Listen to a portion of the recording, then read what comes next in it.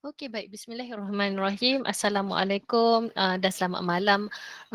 Siapa yang ada kat sini ni? Ada selamat datang Wak Adria, Nurin, Noidina, Azra, Alia Shazlin, Alisa dan juga Aina.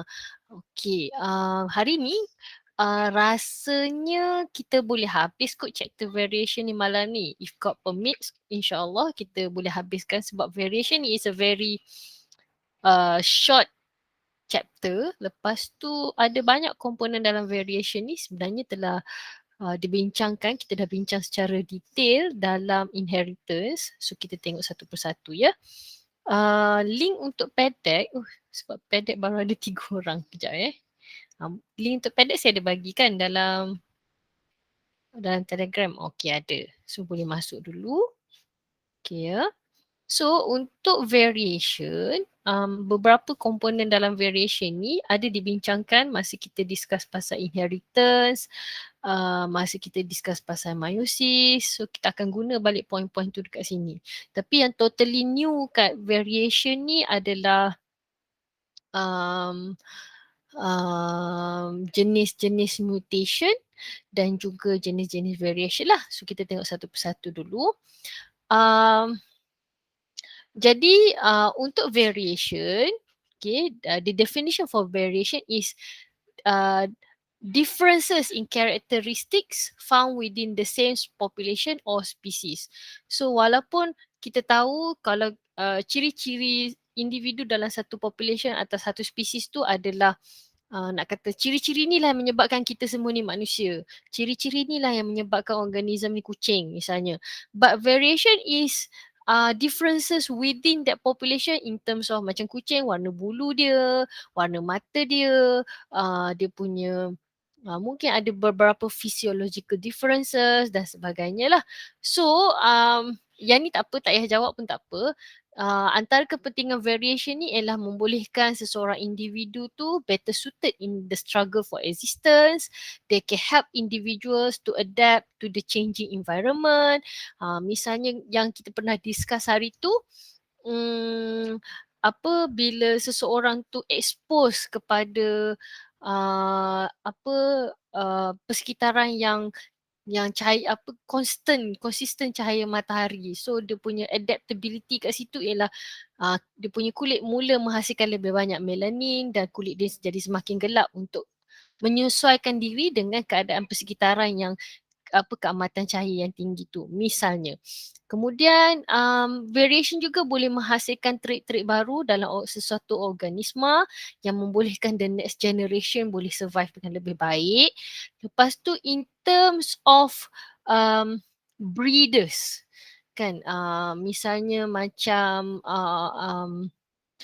orang-orang yang memang dia nak hasilkan haiwan untuk penternakan atau tumbuhan-tumbuhan crops specifically untuk aspek pertanian ke, so the breeders can improve the quantity atau the number of useful plants and animals to increase their resistance atau boleh dapat higher crop yield, bertumbuh dengan cepat dan dengan lesser input lah. Sebab sebagai contoh, kalau dia perlukan, dia adalah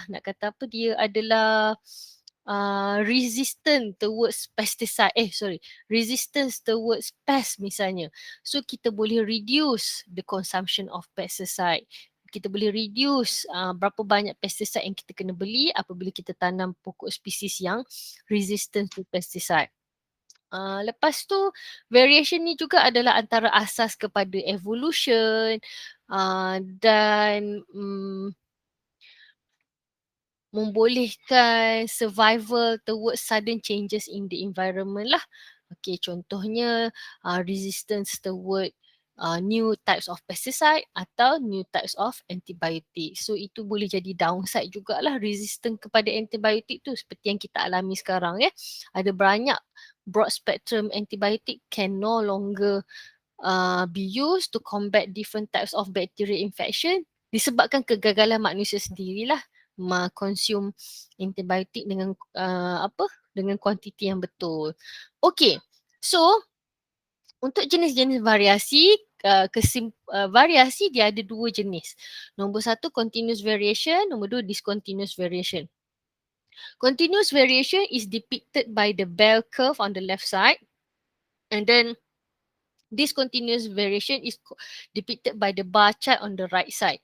So kalau kita tengok dekat sini, berdasarkan graf pun kita boleh nampak apakah characteristics untuk ciri-ciri karakteristik untuk continuous variation dan discontinuous variation.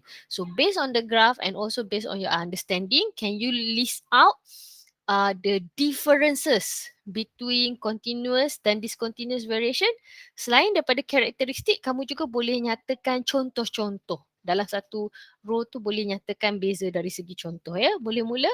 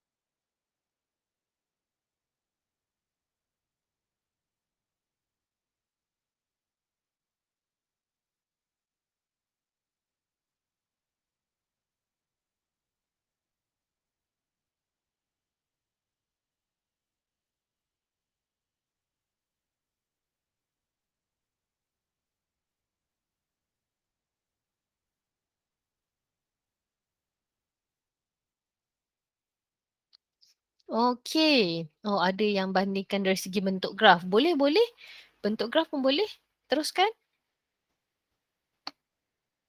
Oh, dia okey, untuk apa? Uh, differences in terms of example tu kan.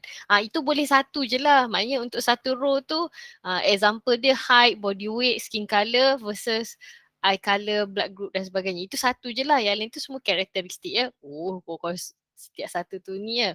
Dahsyat juga idea dia ni. Okey, okey, tak apa. Salah saya tidak berikan apa hint dengan lebih baik, dengan ayat yang lebih baik.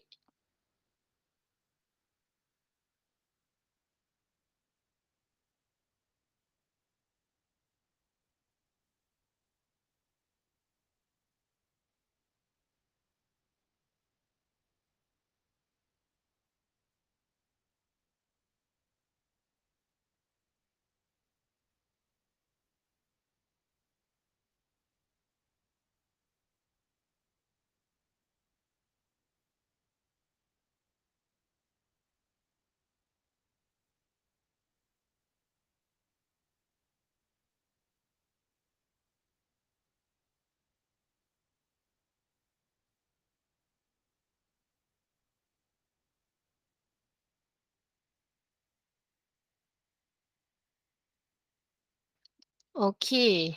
Let's see. Hmm.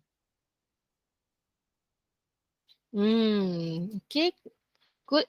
Quantitative and qualitative in nature boleh. Presence of intermediate characteristic versus no intermediate characteristic. Okay.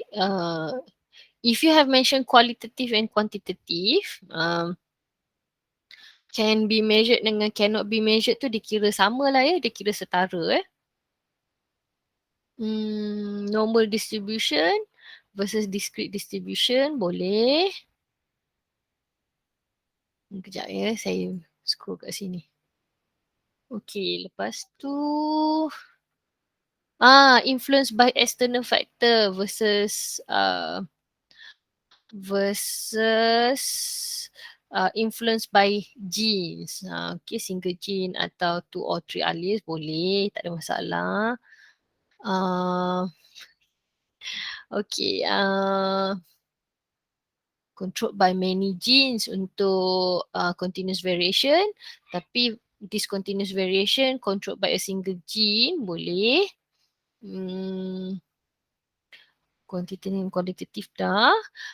Yang 1, 2, 3, 4, 5, baris yang ke-6 tu kita boleh letak example ya. Example 2 to 3 examples untuk continuous variation, 2 to 3 example untuk discontinuous variation.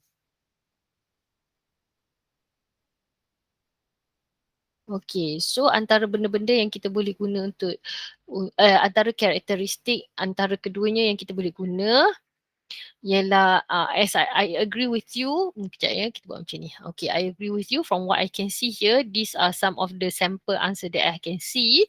Number 1 ialah kita boleh juga kata continuous variation tu does not show distinct differences. Whereas discontinuous variation show distinct differences. Distinct tu berbeza dengan ada intermediate. So second difference kita boleh kata continuous variation show intermediate characteristic, tapi discontinuous variation does not show intermediate characteristics. Ada juga yang saya perasan dia bandingkan dari segi bentuk graph. For example, dia kata graph bell shape untuk continuous and discrete distribution untuk discontinuous. Very good. Ada juga yang compare dari segi kuantitatif data untuk continuous variation, kualitatif data untuk discontinuous. Manakala untuk continuous variation, the characteristic is controlled by a number of genes, whereas discontinuous variation controlled by a single gene. Sebab itulah banyak discontinuous variation kita boleh buat monohybrid inheritance. Contohnya macam kita buat macam mana pewarisan darah. Kita buat hari tu, kita discuss macam mana jenis darah tu diwariskan kan. Kenapa kita boleh discuss? Sebab it is controlled by a single gene. Jadi kita boleh buat monohybrid inheritance to explain the inheritance of blood type. Okay. And then continuous variation can be influenced by the environment, but discontinuous variation does not influenced by the environment. Jenis darah tidak berubah kalau kamu pindah dari sini duduk kat US. Tidak ya. Jenis darah A duduk kat US pun darah A jugalah. So, okay, thank you for your submissions. Okay, this is one of good sample answer lah. Okay, ingat ya, example tu dalam menyatakan perbezaan when you state differences, stating example for each category that is being compared pun boleh ya, boleh diterima, tak ada masalah. Alright, so let's take a look at the next part. Kejap ya. Let's take a look at the next part where we take a look on causes of variation lah. Okay, so untuk causes of variation, secara umumnya the variation can be different in terms of morphology. Morphology tu rupa paras lah yang kita boleh nampak lah. And then physiology, fungsi-fungsi dalam badan, proses-proses dalam badan, and genetics. So kenapa and genetics? Sebab macam kita discuss sebelum ni, katalah untuk pewarisan hemofilia misalnya, the characteristics, the feature, the phenotype can be normal. Okay, dari segi fisiologi dia normal, tak ada hemofilia. Tapi dari segi genetics, satu tu memang dia punya genotype dia memang normal, satu lagi tu rupanya genotype dia adalah carrier. So itu pun adalah sejenis variasi. So for continuous variation, it can, as you have mentioned before, it can be influenced by environmental factors such as temperature, light and also pH. So kesan temperature, light dan pH ni banyak dibincangkan dari segi tumbuh-tumbuhan lah. Okay, so continuous variation dalam tumbuh-tumbuhan banyak dibincangkan faktor environment ni. Tetapi faktor genetik seperti crossing over, independent assortment of chromosome yang berlaku semasa meiosis and then random fertilization by the gametes and also mutation also causes discontinuous variation. Untuk malam ni, saya akan discuss banyak dekat faktor genetik. Sebab dekat environmental factor tu dia bagi clear cut examples. Dia tak perlu nak kena discuss pasal konsep. Okay, dia bagi clear cut examples. If you understand the examples dan tak ada apa-apa masalah. Tapi untuk faktor genetik ni kena faham konsep lah. If you your understanding about meiosis tu tak berapa kuat, dia jadi susah sikit lah kat sini. Sebab tu I will address more on genetic factors ya. Okay. Alright. So jom kita tengok dekat sini. Okay. Now the first source of variation, kita selalu cerita masa meiosis, kepentingan meiosis ialah berlaku variasi semasa pindah silang. So, can you explain how crossing over causes variation? Markah dia 4. 4 ni adalah sebagai guidance. Bila, when does this process occur?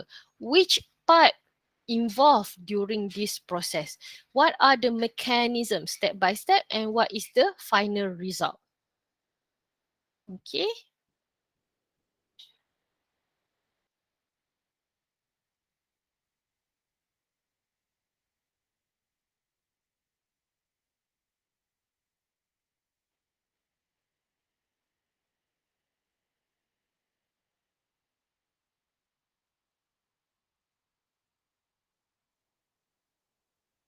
Cikgu, Ya, silakan. non-sister chromatids tu apa? Non-sister chromatic tu apa? Masa masa crossing over, jom kita tengok gambar lah, senang. Okay. Sebelum crossing over berlaku synapsis kan. So dalam gambar ni kita ada kromosom warna purple and kromosom warna biru. So kromosom warna purple is one sister chromatid, pasangan kromosom warna biru is another sister chromatid. So biru dengan purple tu adalah non-sister chromatid.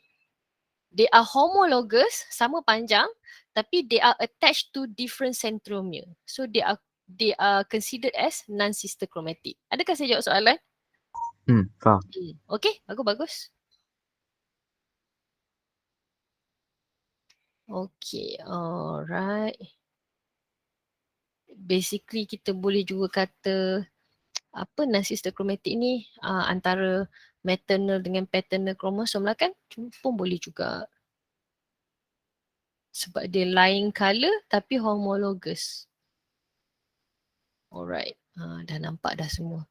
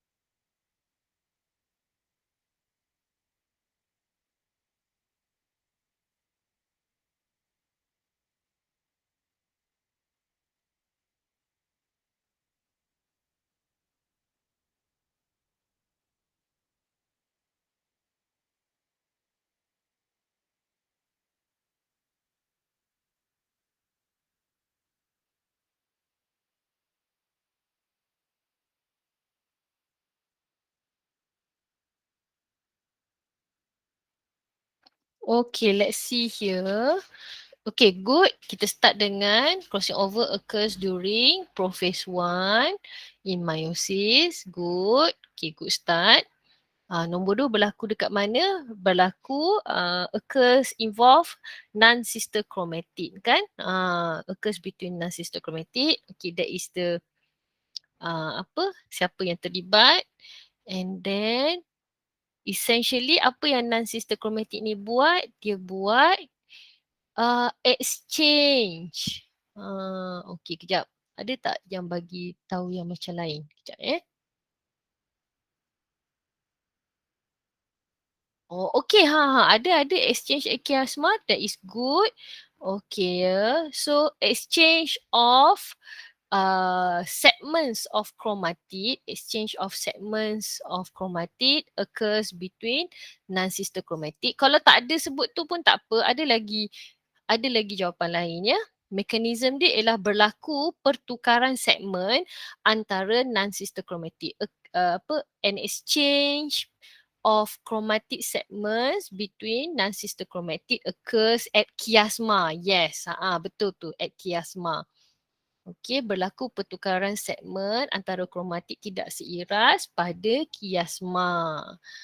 Okey, tak apa, ada lagi apa? Statement lain kita boleh letak. For example, after that barulah berlaku recombination.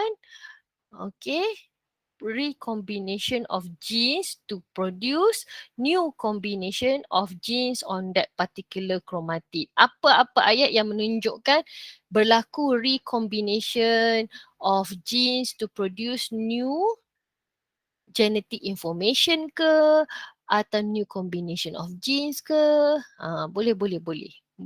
Recombination of genes to produce new combination of genes. Boleh. Okay, sebab ada recombination tapi dia balik kepada asal kan. Okay, kemudian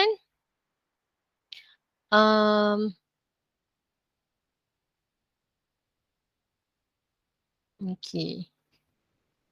Alright, good. So when the chromatid separated during anaphase 2, betul tu. When the chromatid separated during anaphase 2, it will produce gamete with different combination of genes. Bagus, betul.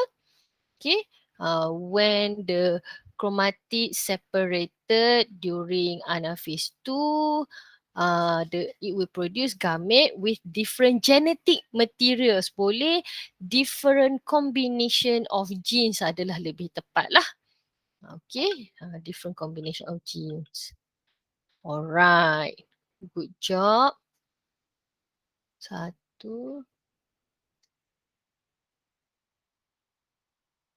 Okay.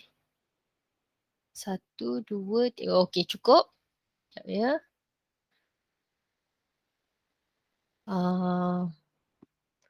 Okay, cukup. Okay, Izamani pun jawapan cukup. Idina cukup. Aina pun cukup. Azra pun cukup. Dapat 4. Adria pun cukup. Nuri Nadia kejap ya. Tak nampak pula. Okay, cukup. Alisa punya pun cukup. Yes, Alia dan Adriana pun cukup. Alright, good job everyone. 4 marks for you. Nanti saya paste satu sampel jawapan ya.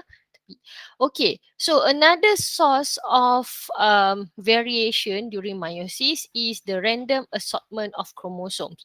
So dia punya tertib masih lagi sama ya, iaitu berlaku pada masa bila, apakah yang terlibat, apakah struktur yang terlibat, mekanisme dia macam mana dan final result dia apa. Okay, final result dia lebih kurang macam cara kita jawab tadi kan, lebih kurang ya. Point dia ada sampai up to 6 points.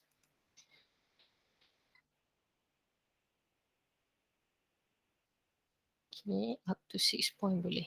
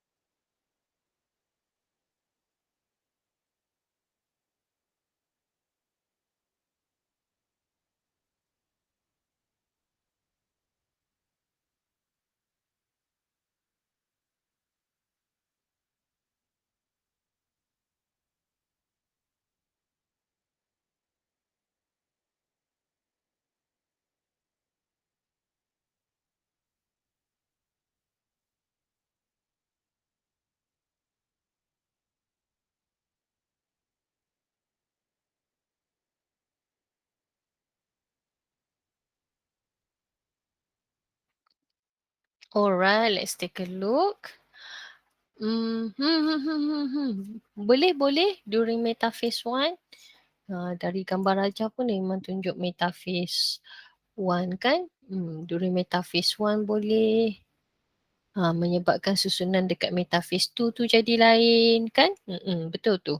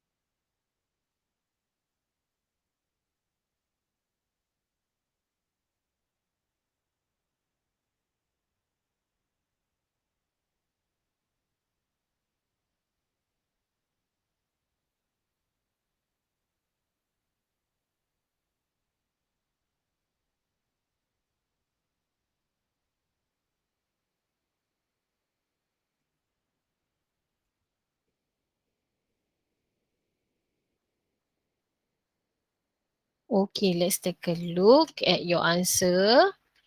Okay, berlaku semasa metaphase 1.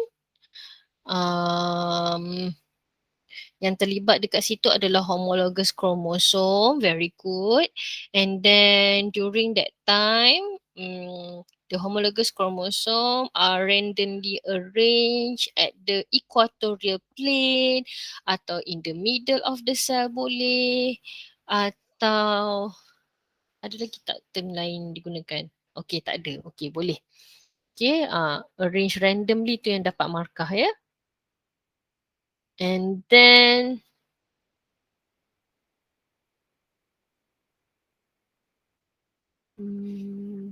oh, okay, tak apa. Sebenarnya ada satu statement kat situ yang kita boleh letak lah, tapi tak apa, kalau tak tulis pun tak apa ya. Selepas kita sebut homologous chromosome are arranged randomly at the equator of the cell. Sekejap ya. Kita juga boleh kata ini saya ambil daripada bila kita belajar dalam Mendel's law sebelum ni lah, iaitu each homologous chromosome pair arrange to face different poles freely without depending on its other homologous pair. Setiap pasangan kromosom homolog tu tersusun menghadap kutub secara bebas, tidak bergantung kepada kromosom homolog yang lain. I think this is a very technical sentence, so tak apalah. Statement ni saya ambil daripada masa kita belajar Mendel's law hari tu. So kalau tak sebut pun tak apa, ada banyak lagi yang lain. So based on the diagram, disebabkan jawapan kita adalah berdasarkan kepada diagram, since this particular cell have 4 chromosomes, atau ada dua homologous chromosome pair, we can say based on the diagram, there are 2 possible alternative for the chromosomes in this cell. Okay, kalaulah soalan ni dia bagi diagram, dan diagram kalau kita rujuk pada diagram yang diberikan ni, kita boleh nyatakan kat situ based on the diagram, the cells have 2 possible alternative for the arrangement of homologous chromosome. Kan ada possibility 1, ada possibility 2. Kalau tak ada diagram, tak apalah, kalau tak sebut ni pun tak apa ya. Okay, itu antara benda yang kita boleh sebut juga dekat situ lah. Okay, lepas tu barulah masuk kepada masa anaphase 1. Okay, apa yang berlaku semasa anaphase 1? Sama juga macam kisah kita sebut pasal apa tadi? Pasal crossing over tadilah. Bila berlaku anaphase 1, the homologous chromosome separated to form different haploid daughter cells to produce different combination of chromosome. Okay, itu during anaphase 1. Saya perasan kamu banyak fokus terus kepada dah habis meiosis kan? Mungkin dah skip anaphase 1 tu. So kita boleh juga kata at the end of meiosis, different gametes with different combinations of maternal and paternal chromosomes are formed. Boleh, tak ada masalah. Okay, sebab ini adalah point yang ke-6 dah pun. Okay. And then you can also say sebagaimana yang disebut oleh Aina, ayat yang akhir tu, the genetic contents are different from each other. Itu pun dikira point jugalah, boleh ya. Okay, so kejap ya, saya cek satu-satu. 1, 2.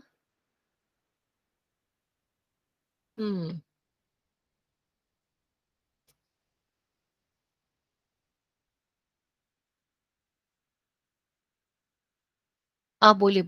Yang Alia punya boleh. 1, 2, 3.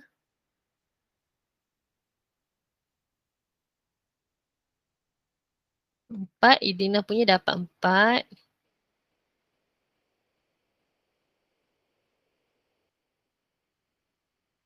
Boleh. Nurin punya dapat 4 juga.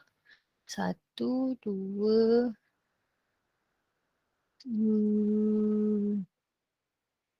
Sekejap ya. 1, 2, 3, 4. Okey, boleh. Alisa punya boleh 4. Aina pun dapat 4 juga tadi. Lupa pula saya dah check tadi. Okey, kemudian 1, 2, 3. Alright, boleh. Adria punya pun dapat 4. Azra 1, 2, 3. Boleh dapat 4. 1. Random assortment of, tambah sikit Adriana, random assortment of homologous chromosome. Tambah sikit je sikit ke? Okay. Tak apa sebab ayat kedua dah involve homologous. Okay, tak apa. Tak sebut pun tak apa ya, sebab ayat kedua tu dah nyatakan. Boleh. Sorry. Tak perasan ayat kedua.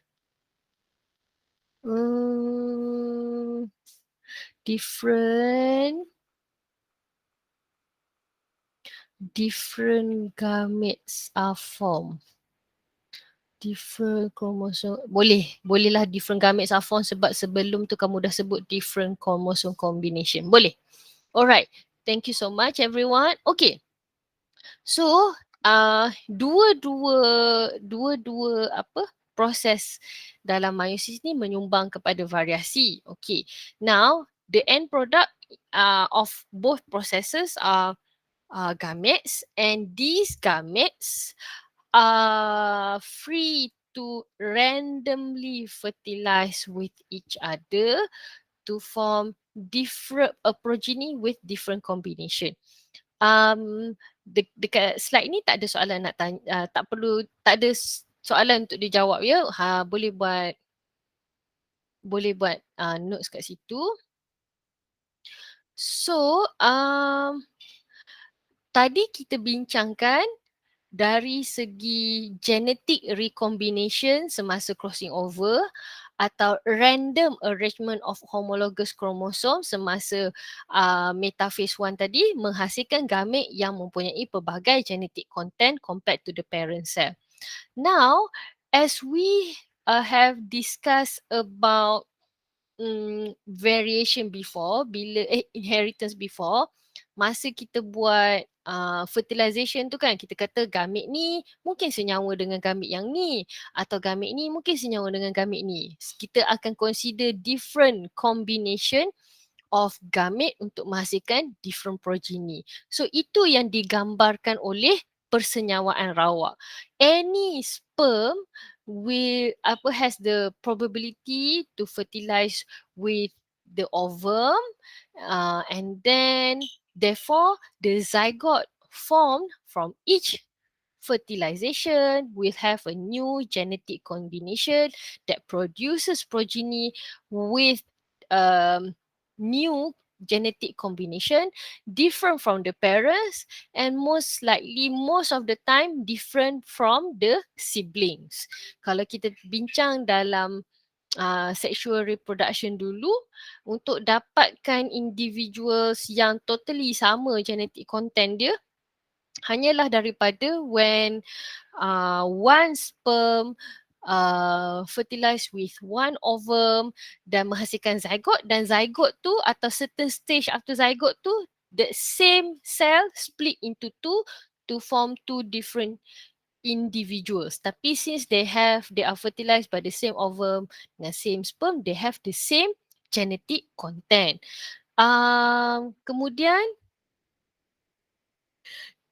Kemudian the next part, okay, another source of variation among humans especially is mutation. So it is a spontaneous and random changes in our genes or in our chromosome. Kalau kita sebut perubahan dalam gene, basically kita bercakap mengenai changes in the nitrogenous base lah. Kalau susunan dia sepatutnya TAACC tapi susunan dia dah jadi TAACG misalnya. So that alphabets represents nitrogenous base, 4 nitrogenous base yang kita pernah bincang dulu masa kita cakap pasal nucleic acid. So bila salah satu nitrogenous base ni berubah atau susunan dia berubah atau berlaku pertambahan ke, nanti kita tengok dalam mutation.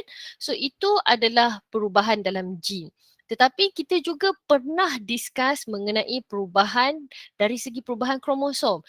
It can be changes in the number of chromosome, macam kita discuss pasal Down syndrome, pasal Klinefelter, pasal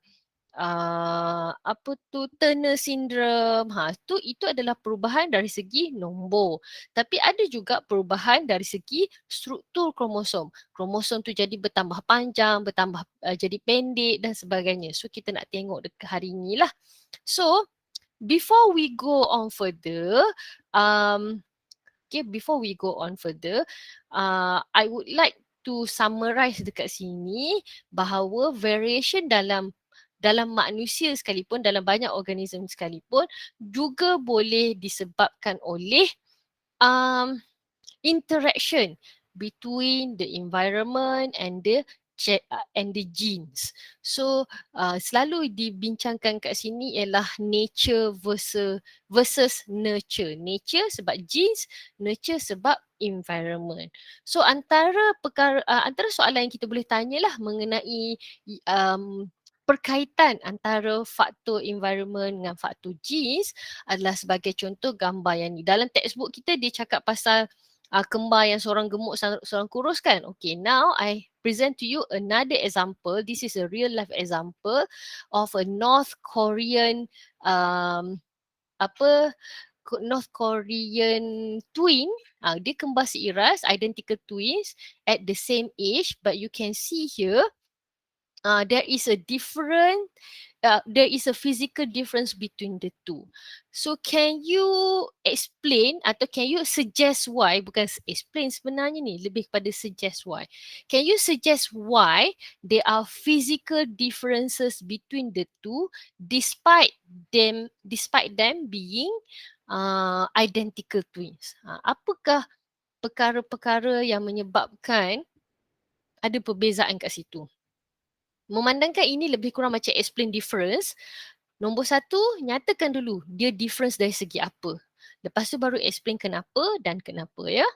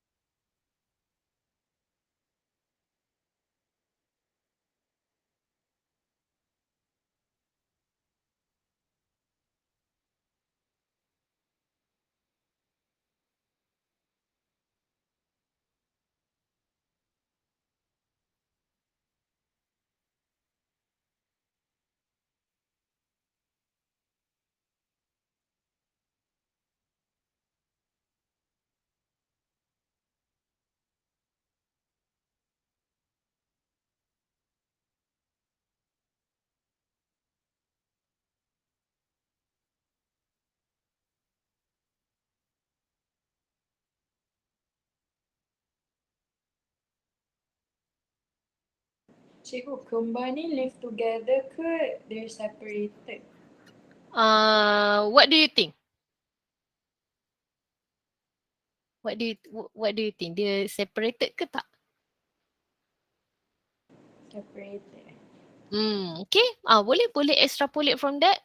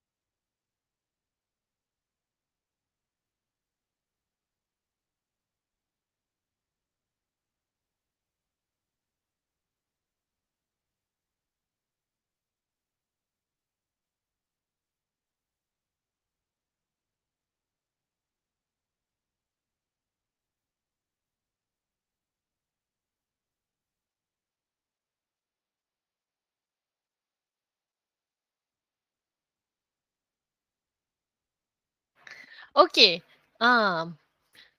Yes, that is a good start. Physical difference tu adalah in terms of height. Okay, good. So satu panjang pula. Satu tinggi, satu rendah. Okay. Memandangkan genetic factor adalah sama antara keduanya. So apakah yang menyebabkan perbezaan tersebut lah?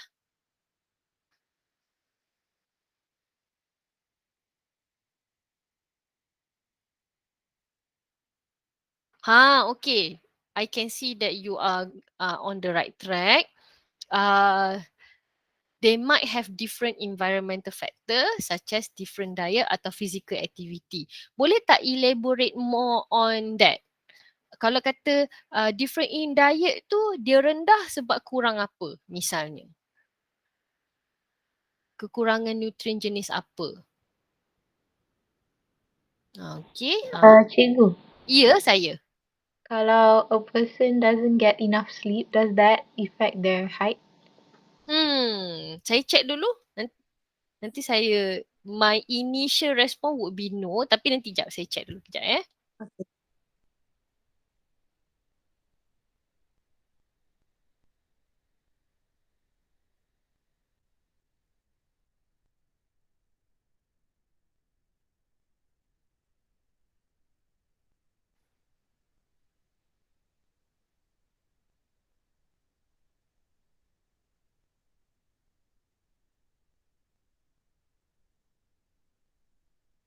Okay, in many cases it doesn't lah. Lack of sleep does not, saya broadly speaking, lack of sleep does not affect growth. Tapi theoretically yes, sebab yelah dekat masa kita tengah berehat apa semua kan. Tapi rasanya sebelum stunted growth tu ada masalah lain dulu kot baru jadi stunted growth kalau lack of sleep ni. So I would advise tak payah letak dululah. Saya pun kena baca dengan lebih mendalam. Tapi initial finding ni katanya tak lah. It can, but in many cases it won't.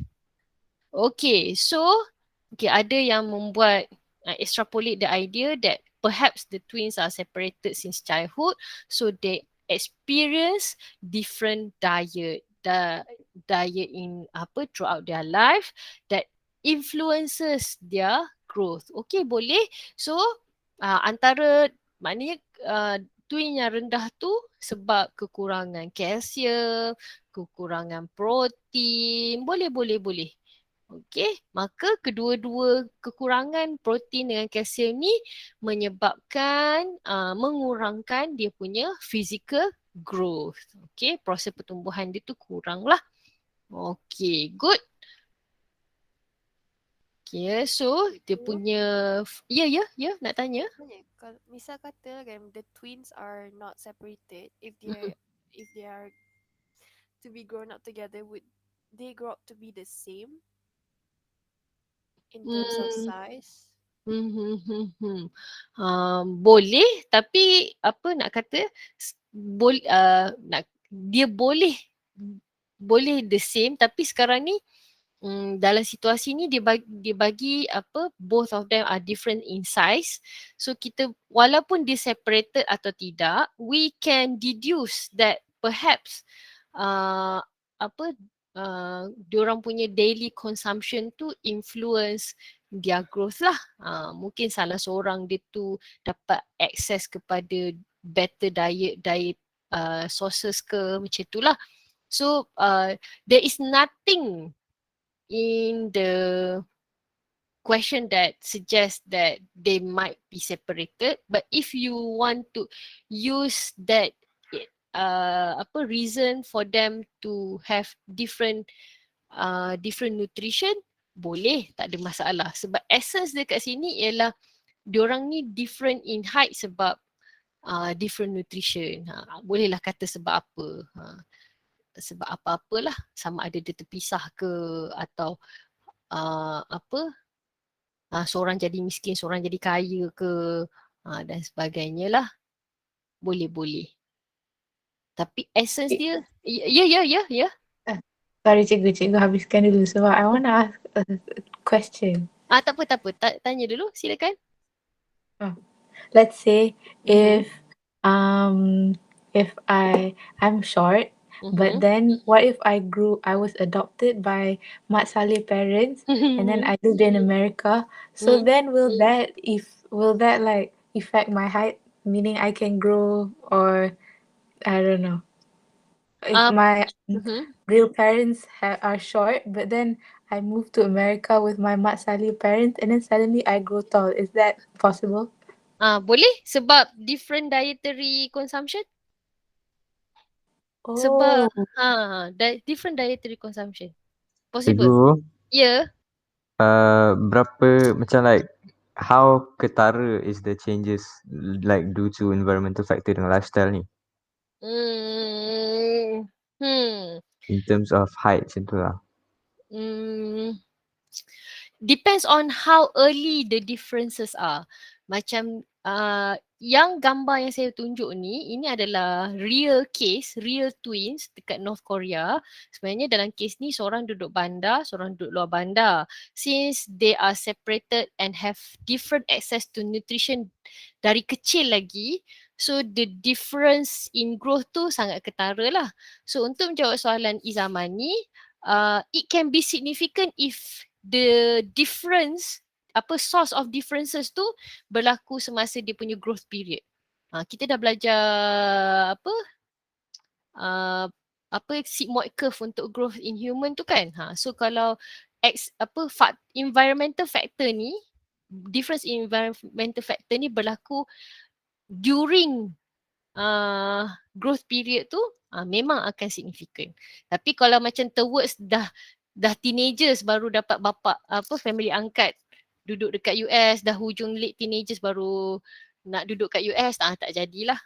Kurang signifikan lah pertambahan tu. Mungkin melebar mungkin, tapi meninggi susah sikit. Adakah saya menjawab soalan? Tak. Tak Yeah. Okay. Sorry.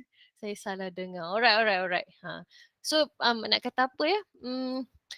Environmental factors ni kalau macam kita cakap pasal skin colour, perhaps. I have friends that who went to study in Russia yang kulit dia memang kulit hitam manis. Tapi bila dia balik Malaysia, kulit dia slightly cerah sebab less exposure to UV, mungkin sebab dia dekat northern hemisphere lama kan, nak balik dia pun bukan orang senang boleh balik Malaysia tiap-tiap tahun, dia balik selang setahun je kot.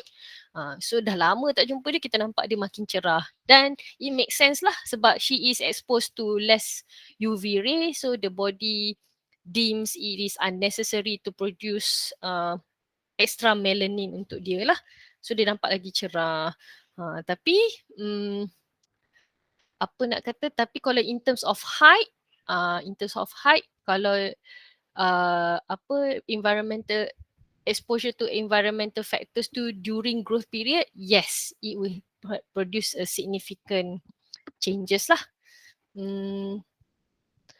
Kalau apa lagi ya, selain daripada height, skin colour, nanti kalau saya jumpa lagi saya bagi tahu. Sebab ada satu lagi yang menarik juga untuk discuss tapi saya lupa apa dia. Okay, so essence dia ialah nombor satu kita nyatakan dulu difference apa yang kita nampak iaitu difference in height. Lepas tu kita boleh bandingkan dari segi kita dalam explanation kita boleh juga kata the variation may not be caused by environmental factors because they have the same genetic composition. Therefore, environmental factors is environmental factor is the cause of the difference. Sebab they have access to different types of nutrition. The twin that is short have less access atau consume less protein, consume less calcium, causes the physical growth of the twin becomes slower. Okay, so sekejap Okay, in essence, all of you got 3 marks. Boleh, tak ada masalah. Very good. Okay, now let's take a look at mutation balik. Okay, tadi kita dah buat mukadimah pasal mutation. So, mutation ni boleh disebabkan oleh mutation atau mutation. Mutation is basically acronym the combination between the two words mutation agent. Mutation. So, it is a substance that causes mutation. Atau dia tidak menyebabkan mutation tapi increase the mutation rate to a dangerous level. So for example, physical agents macam UV ray dan juga ionizing ray. Ni kita dah belajar masa form 3 kan. Alpha ray, beta ray, gamma ray, X-ray. Kemudian biological agent macam virus and bacteria. For example, kenapa kita kena ambil HPV vaccine? Sebab human papilloma virus, when it present in a woman's body, in a female body, it induces the formation of cervical cancer. So kita dah belajar sebelum ni, cancer tu disebabkan oleh uncontrolled mitosis. Kenapa berlaku uncontrolled mitosis? Because there is a mutation of the genes that control the frequency of cell division. So that is why kita kena ambil vaksin HPV ni lah untuk female ya. Manakala chemical agents yang famous ialah carcinogen dalam cigarette smoke. So it increases the mutation rate to a dangerous level. Contoh carcinogen dalam cigarette smoke ni adalah antara contoh mutagen yang jenis kedua lah, increase mutation rate. Sebab carcinogen ni atau food preservative exposure to chemical agents ni causes frequent irritations of different components, different body parts, different parts of our body. So dia menyebabkan when the parts of our body tu selalu sangat terluka, selalu kena diperbaiki. Jadi menyebabkan memaksa sel-sel pada kawasan tersebut untuk sentiasa buat mitosis banyak kali. So there is a risk when there is a risk for berlaku mutation during the repeated mitosis tu lah. Bukanlah nak kata bukanlah bila carcinogen tu ada terus jadi mutation, tak juga. Tapi sebab pengambilan atau inhalation of carcinogen, sebab kita selalu sangat isap rokok tu, kerap sangat kita melukakan, quote unquote melukakan kita punya alveoli, menyebabkan alveoli tu selalu kena buat mitosis. So this will increase the possibility to have mutation among the cell components that make up our alveoli. Sama juga dengan pengambilan food preservative, formaldehyde dan sebagainya lah. So macam it can be observed in population yang duduk di kawasan yang highly polluted area. So kalau dia highly polluted with air pollution misalnya, we can see that among the population the there is a significant number of population yang ada lung cancer. Sebab apa? Exposure to this air pollution will will frequently irritates our respiratory system, menyebabkan sel-sel dalam respiratory system kita selalu membahagi untuk gantikan sel-sel yang rosak, sel-sel yang dah mati due to exposure to air pollution. So this will increase the probability of forming cancer cells in our body. Okay, sebab itulah pollution tu berbahaya. Okay, kemudian okay, this is the first type of mutation yang saya sebut tadi sebagai gene mutation. It can be 3 types. Sama ada base mutation, base deletion and base insertion. So base yang dimaksudkan dalam konteks gene mutation ni adalah base A, T, C, G dalam kita punya DNA lah. Kan ada 4 nitrogenous base tu. So bila berlaku base substitution, misalnya dalam gambar sebelah kiri tu daripada base T, thymine tukar jadi guanin G. So disebabkan penukaran satu base sahaja, nampak daripada asid amino jenis GLU, disebabkan yang tukar kat situ dah jadi dari T tukar jadi G, the amino acid synthesized is ASP. So disebabkan perubahan satu saja amino acid, the protein produced at the end of production is a sickle cell red blood cell. So genetic disease ni ialah sickle cell anemia lah. Okey, untuk base insertion pula, kalau kamu tengok kat situ ada penambahan satu base kat situ between the 2 Gs, menyebabkan instead of amino acid PRO dengan GLU, tukar pula jadi amino acid LEU dengan GLU. So example dia ialah cystic fibrosis, and last kali base deletion seperti thalassemia.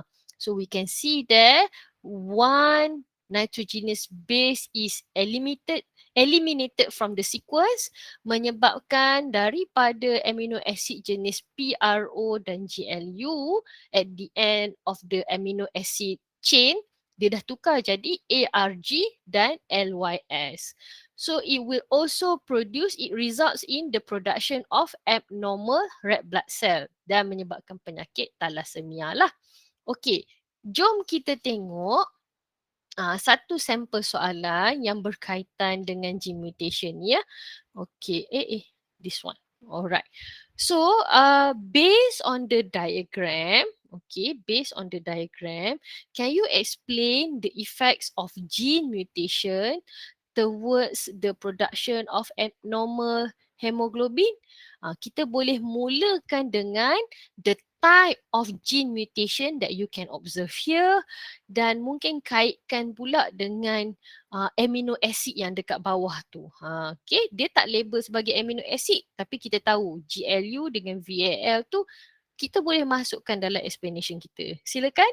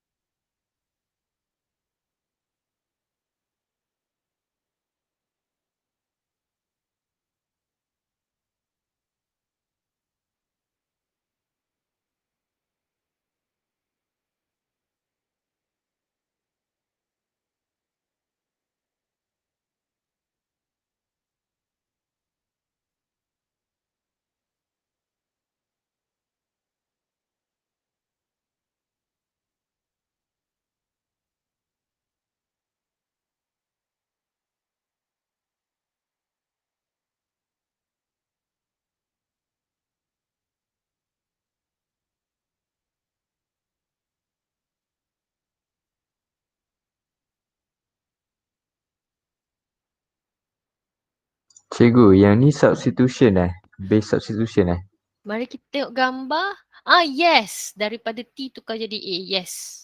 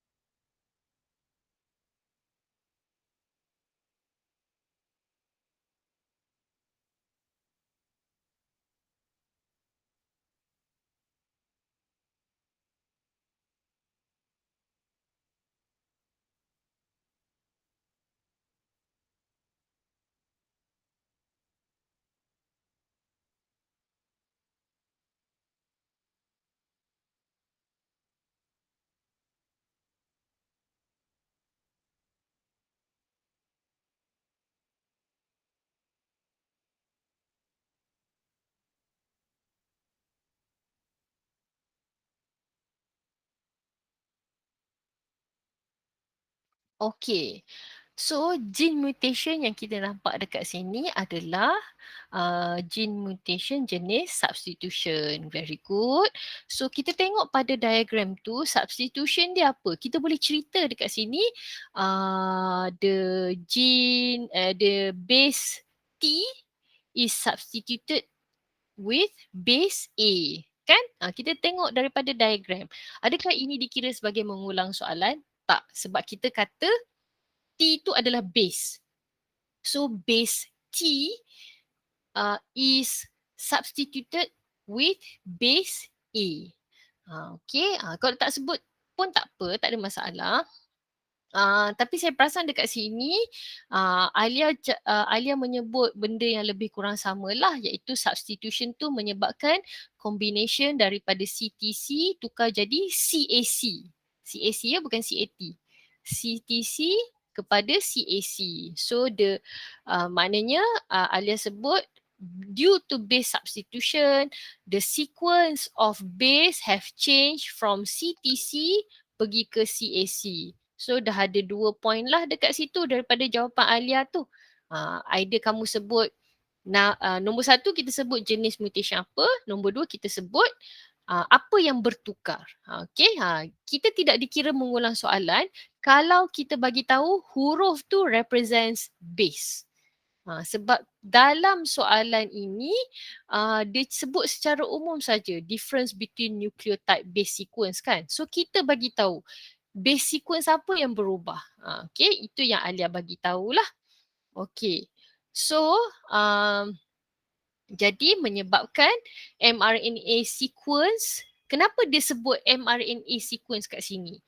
Anak-anak, masa kita belajar dalam chapter 4, Chemical Composition of the Cell, kita ada discuss mengenai proses transcription.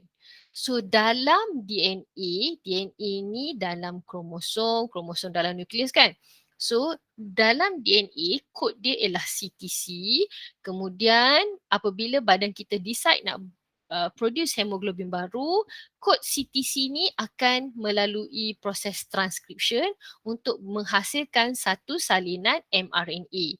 Salinan mRNA GAG itu akan pergi ke ribosom. Ribosom will translate the mRNA to produce a long chain protein that consists of many types of acid amino, dan nanti long chain protein ni dia pergilah dekat Golgi apparatus bla bla bla bla bla. Okay. So itu kaitan dia kenapa dekat sini dia cerita pasal mRNA ya. Sebab mRNA is the copy of the DNA inside our chromosome. DNA ni tak boleh keluar. Kalau once DNA dia keluar, nanti kromosom tak ada kopi yang lain. Nanti nak buat hemoglobin baru, tak ada salinan resepi cara nak buat hemoglobin. Okay. Okay, so tadi dah 2 point kat situ, maka ada 4 kan. So dekat situ menyebabkan mRNA yang dihasilkan adalah ada sequence GAG, sequence GUG instead of GAG. Kemudian cuba kita tengok kat situ.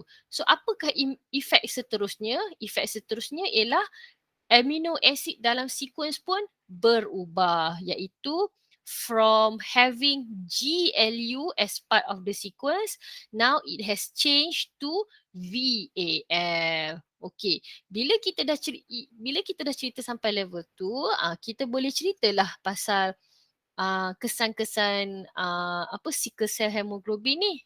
Sebagai contoh yang disebut oleh Alisa kat sini ialah menghasilkan abnormal hemoglobin that combines with lower level of oxygen, kan, low number of oxygen compared to a normal hemoglobin, kan. Boleh.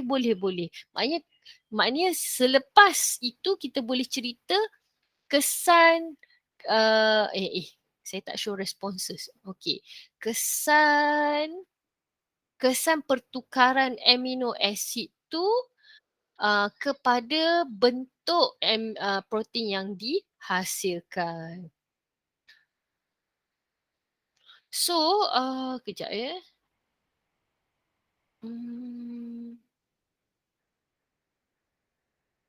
Okay, boleh. So, kalau kamu sebut penyakit dia sickle cell. Penyakit dia sickle cell anemia, boleh. Sebab dekat situ dia tulis sickle cell hemoglobin. Tapi kalau kamu cerita it results in the production of abnormal hemoglobin that carries low number of oxygen. The disease is sickle cell anemia. Kena tulis habis ya, sickle cell anemia. Boleh. Okay. Sebab dalam soalan setakat saya tengok memang tak ada statement yang menyatakan penyakit tu. Dia hanya kata sickle cell hemoglobin. So I think it could be part of your answer lah. So satu lagi take home point yang saya nak jelaskan dekat sini ialah cuba sedaya upaya mungkin untuk ubah suai konten daripada diagram kepada konteks jawapan kita sendiri. Dalam diagram tu dia dah bagi. Sebenarnya kita tak perlu hafal pun perubahan ini adalah contoh soalan kebat lah. Dia bagi kita satu konteks yang berlainan, seolah-olah macam kena hafal ke base sequence ni? Tak perlu hafal ya, tapi kita cuba relate dengan apa yang kita faham. Yang kita faham kat sini ialah yang kita belajar base mutation. Macam mana kita nak apply base mutation dalam konteks soalan ni?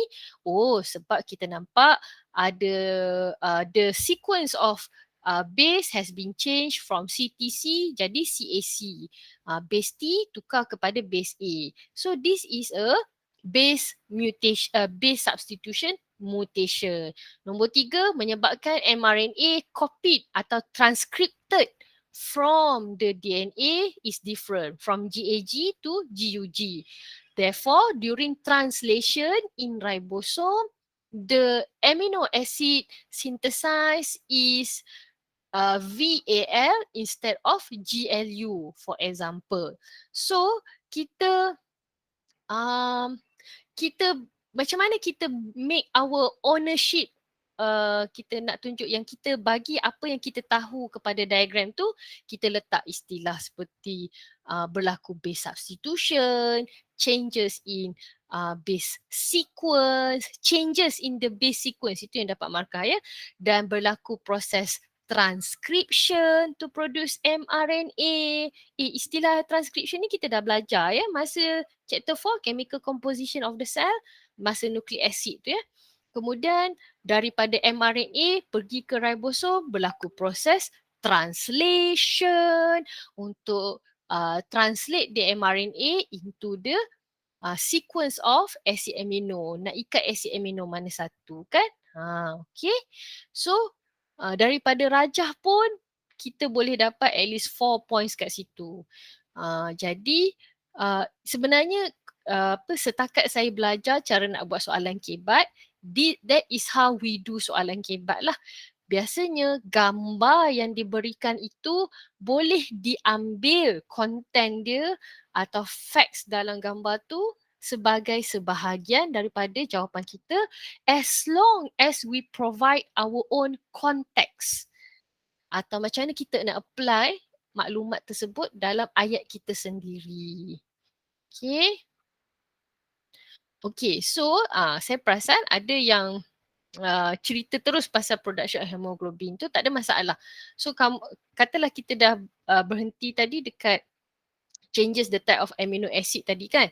So kita boleh kata this will cause daripada GLU tukar jadi VAL. So apakah point seterusnya? This will cause production of abnormal hemoglobin. Nombor 2, this hemoglobin carries less oxygen than normal hemoglobin. This will cause atau this disease is called sickle cell anemia. Okay, ada 3 ayat kat situ yang kita boleh cerita pasal sickle cell anemia lah.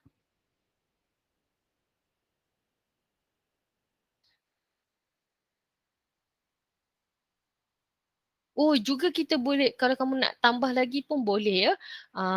Hemoglobin with sickle cell hemoglobin ni, sel darah merah yang mengandungi sickle cell hemoglobin ni will be destroyed more rapidly than normal cell. So this will cause low red blood cell count in our body. Sebab tu dia mengalami anemia lah. Selain daripada kurang oksigen boleh diangkut, sel darah merah yang ada sickle cell hemoglobin ni juga lebih cepat, dia punya lifespan dia lagi pendek sebab lagi cepat dimusnahkan berbanding sel darah merah biasa. Tapi in certain region, having sickle cell ni adalah sort of blessing jugalah sebab virus malaria dia tak attack sel darah merah yang sickle cell. So macam dalam sesetengah konteks sickle cell ni boleh dianggap sebagai sort of mutation yang menyebabkan evolution untuk manusia, untuk population dekat kawasan tu untuk survive malaria lah. Cikgu? Ya, saya.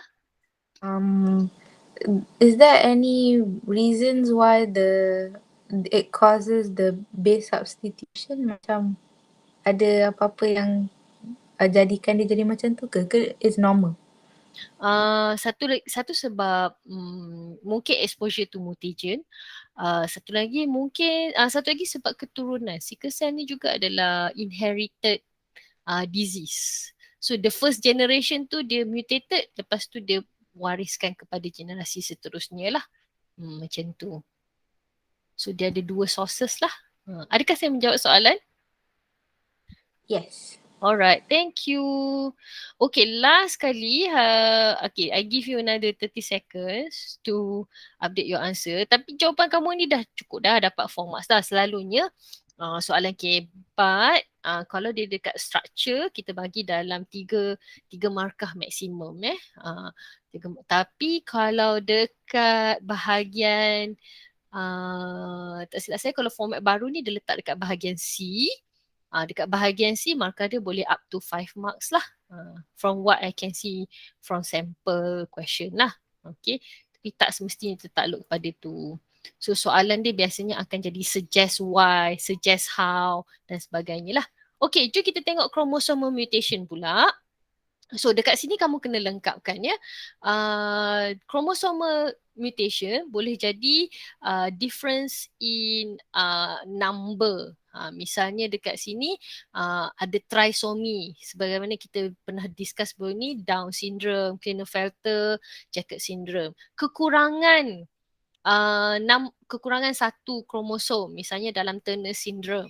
Tetapi untuk polyploidy ni dalam silibus kita tak discuss, tapi polyploidy ni banyak berlaku dalam spesies tumbuhan, ikan dan haiwan, dan diorang tak cacat pun. Diorang tak cacat pun, diorang ada extra set of polyploidy. Kalau manusia ada extra set ni, tak ada kes lagi human yang survive ya. Tapi untuk plant, fish dengan frog, polyploidy ni adalah benda yang biasa lah. Okay, so on the right side of the diagram, dia ada kat situ mutation due yang menyebabkan structural chromosomal instability. So untuk structural ni, apakah jenis-jenis mutation yang ditunjukkan pada A, B, C dengan D? Ada inversion ke, duplication ke, deletion ke, atau apa? Cuba lengkapkan dulu.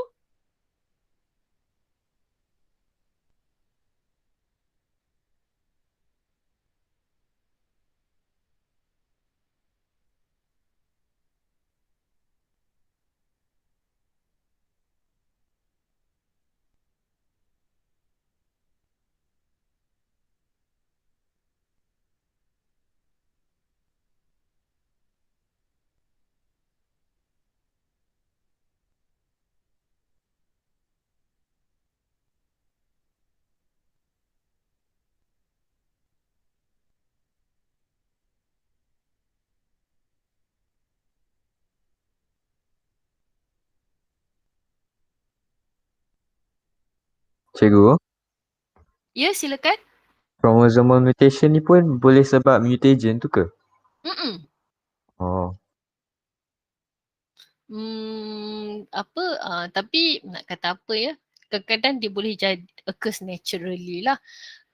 Kalau kita ingat balik, dia boleh tersilap tu, nak kata apa ya, kesilapan-kesilapan macam deletion kan.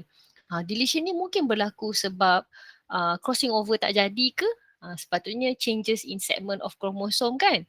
Segment tu tidak lekat, tak jadi tak form new combination pun boleh jadi. Ataupun berlaku kesilapan semasa cell cycle tu, semasa S phase pun boleh juga. Tak semestinya disebabkan oleh exposure to mutation jugalah sebenarnya. Tapi sebab untuk level SPM ni kita boleh kata exposure to mutation tu causes mutation. One of the causes of mutation, sorry. So kalau macam kata kalau macam kita sebut trisomy dekat kromosom 21, Down syndrome. Trisomy dekat kromosom 23, Klinefelter. Macam mana pula trisomy tu ada 3 kromosom dekat kromosom 1 kan? Penyakit apa pula? So mungkin tak ada nama penyakit sebab kita tak jumpa orang yang survive ada trisomy kromosom 1. So kita tak bagilah nama penyakit tu misalnya. Ataupun macam kalau dia yang monosomi, yang kehilangan satu kromosom kan, tapi dihilang macam Turner syndrome, dia tinggal satu je kromosom X. So dia jadi manusia dan dia boleh survive. Sebab itu dia ada nama sindrom Turner. Kalau individu tu kalau macam zygote interhasil tu hanya ada kromosom Y, kita tak ada bagi nama penyakit lah sebab dia tak jadi individu yang survive. So tidak diceritakan, tidak dibincangkan atau tidak dikaji sebab tak ada individu yang survive. Macam kes Turner syndrome ni sebab yang jumpa tu orang nama Turner. So dia lah dapat nama. Nanti kamu pun samalah rajin-rajinlah buat research supaya boleh bagi nama kepada yang kamu jumpa. Alright, let's see here. Yes, the first one is deletion. Okay, A deletion, B duplication, C inversion. D adalah translocation. Okay, very good. So Okey, jom kita tengok satu contoh soalan berkaitan dengan kromosom mutation ni. Okey, the following figure shows the karyotype. Bila sebut karyotype tu maknanya susunan kromosom macam ni lah, dari pasangan yang paling panjang ke pasangan yang paling pendek ya, dan pasangan yang last kali tu biasanya adalah kromosom sex lah, sama ada XX atau XY. So can you explain the cause of this syndrome? What type of mutation yang ditunjukkan pada apa yang ditunjukkan pada karyotype ni? Lepas tu boleh explain further lah on the disease. Okay, type of mutation kat sini, dan boleh explain in detail lah macam mana dia boleh berlaku, masa bila dia berlaku, fasa mana berlaku. Oh, besar pula ya. Sekejap ya, saya kecilkan sikit. Terkejut I.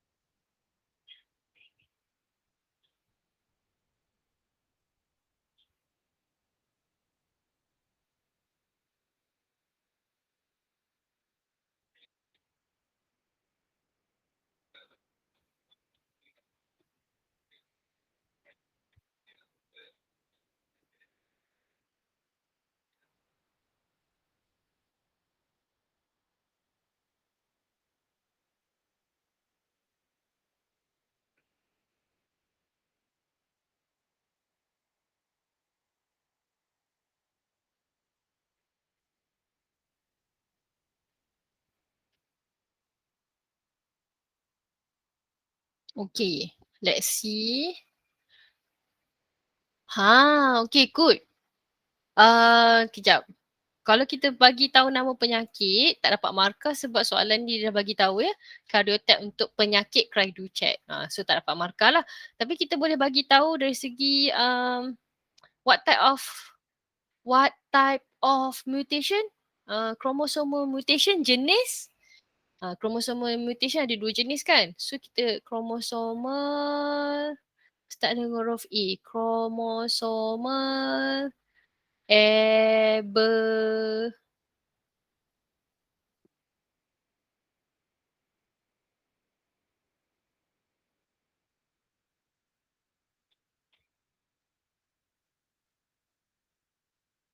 Okay, tak apa. Okay, so kita boleh start dengan jenis mutation dia ialah chromosomal aberration. Saya rasa ini memang ada dalam textbook kan term ni? Chromosomal aberration. Lepas tu baru kita nyatakan kat situ, oh jenis dia jenis deletion. Okay, so sebenarnya boleh pecah dua kat situ Chromosomal aberration, jenis apa? Jenis deletion. Lepas tu nombor 3, deletion dekat part mana? Dekat arm of chromosome number 5. Macam mana saya tahu, boleh sebut chromosome number 5? Sebab saya tengok pada karyotype. Okay, so dah 3 point dah kat situ sebenarnya. Okay, jenis mutation, chromosomal aberration, specifically deletion. Kemudian deletion tu kat mana? A segment of chromosome number 5. Good, okay. Kita juga boleh cerita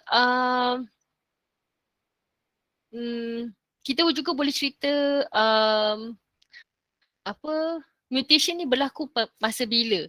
So sebab nak kata apa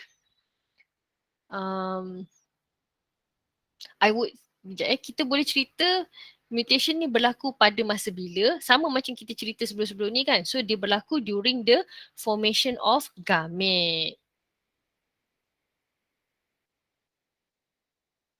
During the formation of gamete, proses kromosom mutation ni berlaku semasa formation of gamete.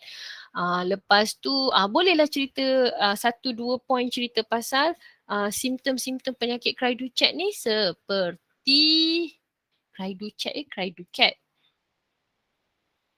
Oh yelah, Cryducat betul-betul. Okay. Seperti sebab tadi saya nampak ya ada yang tulis, dia dah delete dah. Simptom-simptom, 1-2 simptom berkaitan dengan apa? Cat cry syndrome ni. Lepas tu kita juga boleh cakap it can be female or male individual. Kan? Sebab dalam karyotype tu dia ada tunjuk. Boleh jadi XX or XY. Okay,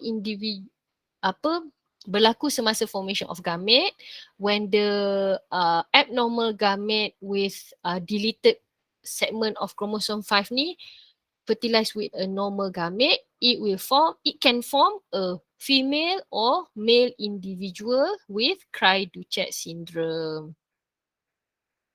Sekejap satu. Oh boleh. Okay. Adriana ada bagi sedikit description pasal penyakit ni. Boleh dapat satu. Simptom tu saya boleh bagi maksimum 1 lah. Personally saya akan bagi maksimum 1 lah. Sebab soalan ni dia tanya pasal the cause of this syndrome kan. Tapi sekejap 1, 2, 3, sekejap 1, partial deletion 1, chromosome number 5 1, information of gamete 1, description. Okay, boleh. Adriana dapat dah 4. 1, 2, 3. Deletion of the arm, chromosome number 5, during formation of gamete, delete member. Okay, Aina punya pun dapat 4. 1, 2, 3, 4. Kejap Betul tak 1, 2, 3, 4. Okay, Azra dapat. Alisa pun dapat. Izamani pun dapat. 1, 2, 1, 2, 3.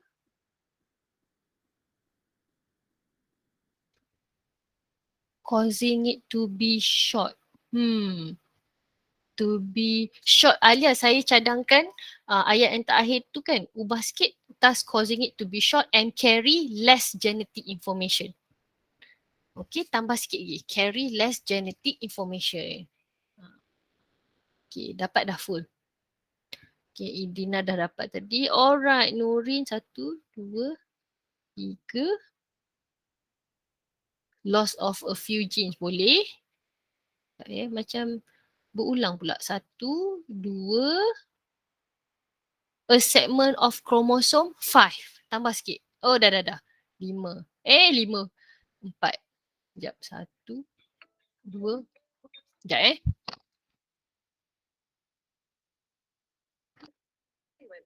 Okay. Oh, dah pukul 10. Kejap Last nak check Nurin punya. 1, 2, 3. Okay. Ayat kelima tu.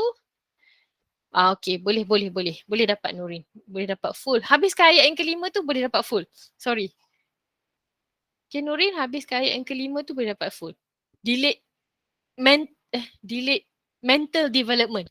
Tambah sikit kat situ Nurin, causes delay in mental development. So anak-anak, I would like to summarize here what we have discussed today. We have discussed about variation. Variation is caused by there are 2 types of variation, continuous and discontinuous. Sorry, sekejap. Okay, Nurin dah habis tulis. Continuous and discontinuous variation, and it can be caused by different stages in meiosis and also caused by mutation. So kita dah cuba explain beberapa peringkat atau beberapa proses yang menyebabkan variation ni. Hopefully it helps you to it helps to guide you in developing better answers lah. Sebenarnya information tu kamu tahu apa information yang related, tapi mungkin cara susun kot yang kita kena mantapkan lagi lah. Memang kalau sukatan sebelum ni pun variation ni saya ajar 1 hari saja. Sebab dia very tapi dia ajar 1 hari and the second day kita buat eksperimen, tengok continuous dengan discontinuous variation. Menarik jugalah. Semua orang pun test siapa yang boleh gulung lidah atau tak.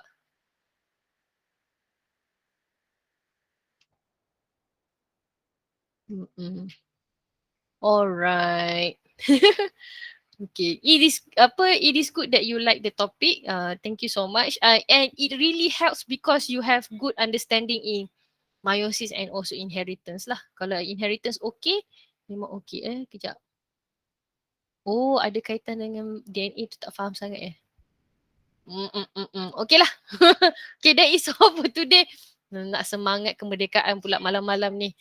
Okay, thank you so much. Nanti sekejap saya off recording dulu. Allah Akbar. Sekian that is all for today. Thank you for coming. Sekian wabillahi taufiq wa hidayah. Assalamualaikum. Selamat malam. Thank you, Cikgu. Sama